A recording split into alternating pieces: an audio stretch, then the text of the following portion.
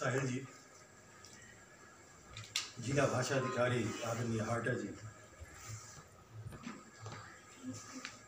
साहित्य की इस उर्वरा धरती पर मौजूद सभी सम्माननीय साहित्यकार बंधु, हमारे इस सर्जक के वरिष्ठ साथी भारद्वाज जी, निजात लसानी जी, हमारे बीच उपस्थित श्री पराशर जी और हाटा जी के साथ इस कार्यक्रम को एक सही प्रारूप देने में महत्वपूर्ण भूमिका निभा रही श्रीमती उमा ठाकुर और कल्पना गांगटा जी और उदीयमान साहित्यकार इस ठियोग क्षेत्र के और मेरे साथ आए हमारे विद्यार्थियों, अध्यक्ष शब्द और इसको कंधे में बोझ के रूप में उठाना ये शायद मेरी फितरत से बाहर है। मैं शब्दों को तोड़ने और जोड़ने और मरोड़ने की फितरत में रहा हूँ। 20 वर्षों से सर्जिक से जुड़ा रहा हूँ और अपने आप को ये मानता हूँ कि एक बेहतरीन अध्यापक कैसे बना जाए, इसी फितरत में रहता हूँ। खैर, आपने एक टिप्पणी करने की बात कही। कविता के साथ आलोचना मेरा क्षेत्र रहा है। आलोचना कविता की चीर फाड़ करने का एक माध्यम होता है। कविता को कैसे तराशा जाए और कविता को कैसे बुना जाए और कविता को कैसे अंजाम तक पहुंचाया जाए, ये आलोचना के द्वारा थोड़ा बहुत प्रयास किया है या कर रहा हूं। कामयाबी एक अलग चीज है, लेकिन प्रयास मनुष्य का एक निरंतर प्रक्रिया होती है। हाटा जी जिला भाषा अधिकारी के रूप में शिमला जिला में आए, उसके बाद फोन पे उनसे बातचीत हुई, आज मुखातिब हुए, बहुत अच्छा लगा। और वो भी मुखातिब हुए हमारी साहित्य की धरती पर। आप बधाई के पात्र हैं कि आपने शायद जैसी कल्पना की थी उसी कल्पना के तहत साहित्य और संगीत का एक बेजोड़ मिश्रण इस कक्ष में किया है।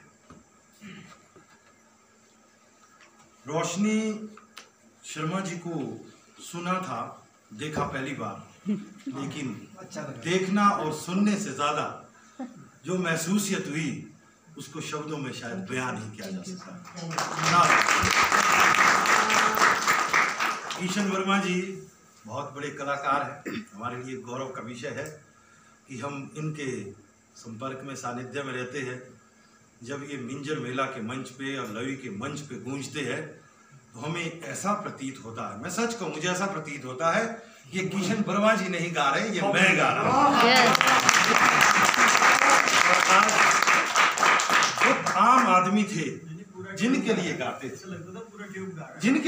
थे, आज इन्होंने लगता है शायद पहली बार अपने लिए, हमारे लिए और साहित्य के लिए गाया है।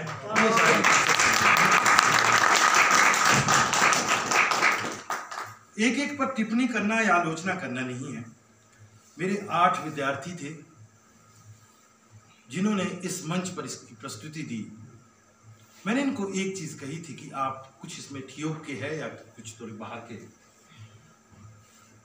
कदाचित मैं भी इनके लिए नया हूं अभी और ये भी मेरे लिए नए हैं, लेकिन कविता शब्दों के तर्कश से निकली ऐसी वानगी होती है जिसमें एक रूह होती है। जहां बंद होती है आदमी की जुबान, वहां कविता होती है। जी। मेरे विद्यार्थियों ने अपनी रूह से कविता बोली 3-4 दिनों से इनके साथ मंत्रणा कर रहा था, या कविता की चीर फाड़ हो रही थी, या मुरम्मत हो रही थी। भाषा विभाग के इस कार्यक्रम की पहली उपलब्धि है आटा जी कि स्थापित कवियों के साथ नवोदित कवि आज इस विभाग के मंच पर आए।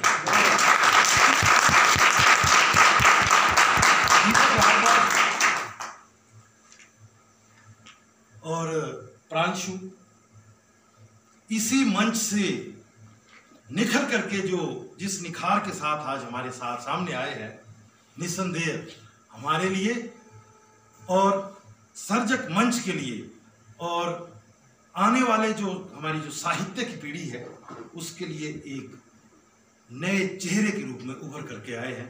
ये इसी मंच से निखरे उभरे हैं।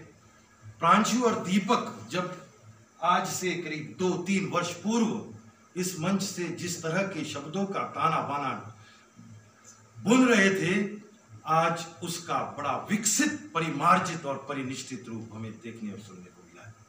और उम्मीद करता हूं कि जो 8 नवोदित विद्यार्थी है जब अगली बार इस मंच पर आएंगे तो इनके शब्दों में और ज्यादा निखार आएगा। हमारे साथ सर्जक मंच पर पिछले 2-3 वर्षों से निरंतर जुड़े हैं सतीश शर्मा जी और अपने राजेश सारस्वती निरंतर लिख रहे हैं। सोशल मीडिया एक ऐसा माध्यम है जिसने साहित्य और सृजन को कुछ दिया भी है और कुछ क्षीण भी किया है।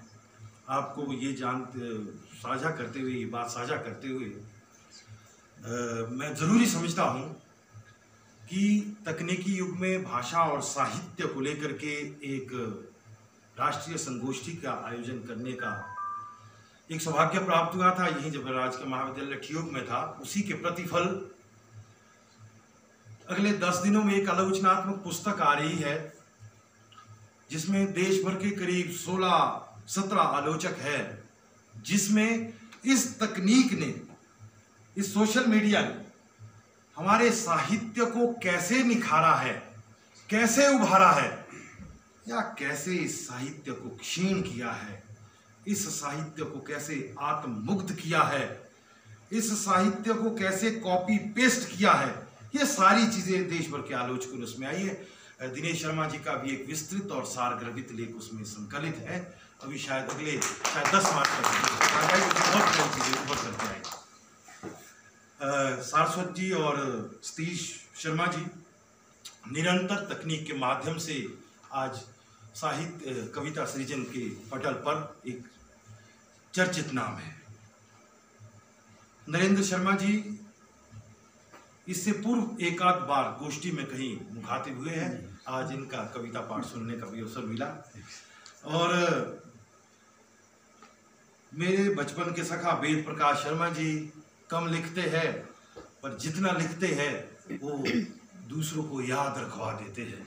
पिछली बार ढालका को लेकर के कल्पना गांगटा जी की उक्ति आपने सुनी है, तो इस बार जो ये हंसी और रुदन उड़ा गए हैं, जाहिर है वो अगली बार के लिए भी किसी न किसी रूप में स्मरण रहेगी। आज की तारीख में सबसे, अगर मैं कहूँ, हिमाचल के पूरे परिदृश्य में अगर सबसे चर्चित नाम है कविता के क्षेत्र में दिनेश शर्मा जी, मूलतः समाजशास्त्री या अर्थशास्त्री, लेकिन कविता के क्षेत्र में एक नई धार और नए शिल्प और संवेदना के साथ एक अलग पहचान वो आज सिर्फ सोशल मीडिया में नहीं है या हिमाचल की पत्र पत्रिकाओं तक सीमित नहीं है।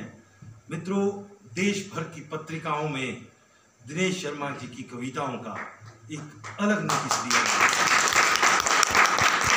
अरुणजीत ठाकुर जी का घराट तो जब भी सर्जक के मंच पे गूंजा है तो हर आदमी के अंतःकरण से वो घराट की जो आवाज है वो स्वाभाविक रूप से उभरी है। और ये कविता की संगति है जो निशात लासानी के रूप में प्रख्यात कवि को हमारे बीच जोड़ती है, अन्यथा इनके पास तो समय ही नहीं है। कविता की संगत में पिछले 20 सालों में हम देखते हैं, जाते रहे हैं। बहुत अच्छा लगा और आपका तरन्नुम तो काबिल तारीफ था। और दिनेश काष्टा जी को सुना। खैर ओम भारद्वाज जी तो हिमाचल में ठियोग में सर्जक की जान है, पहचान है। आज जिस अपने शिल्प को बदल करके आज मैंने जो कविता इनकी सुनी है कि जो ये आंदोलन नहीं होने देंगे कविता का जो ओम भारद्वाज जी का बर्फ हुआ आदमी है, तो लगता है कि आदमी बर्फ नहीं हुआ, आदमी पिघल रहा है। तो ओम भारद्वाज जी की कविता में भी वो सरल में देखने को मिला है। खैर नरेश देव जी तो सर्जक की उपज है, ये जैसे है वैसे है, इन पे टिप्पणी करना मेरे ख्याल से बेमानी है। और साहिल जी हमारी प्रेरणा स्रोत है, आदरणीय है और मार्गदर्शक है। कविता की जब भी बात होती है, जब भी चर्चा होती है, इस ठियोग में साहित्य, संगीत, कला और इन सब से ऊपर राजनीति बिना साहिब की दुकान है। आज अगर मधुकर भारती जी हमारे मध्य नहीं हैं और उनका हम स्मरण ना करें और ठियोग में ये साहित्य का समागम हो, लेकिन मधुकर भारती जी हमारे बीच ना हो, तो हमारी संगोष्ठी कदापि पूरी नहीं हो सकती है। वो अप्रत्यक्ष रूप से हमारे बीच है और हमें ये सब करने के लिए प्रेरित करते हैं। कल्पना गांगटा और उमा से मेरी इस विषय आयोजन को लेकर के जब चर्चा हुई प्रारंभ में कि हम भाषा एवं संस्कृति विभाग के बैनर तले एक कार्यक्रम किया जा रहा, मैंने कहा जी बधाई है, स्वागत है, बहुत अच्छी बात है। अगर आप ऐसा सोच रहे हैं तो ये बहुत अच्छी बात है, लेकिन हमारे जो केंद्र बिंदु है वो मोहन साहिल जी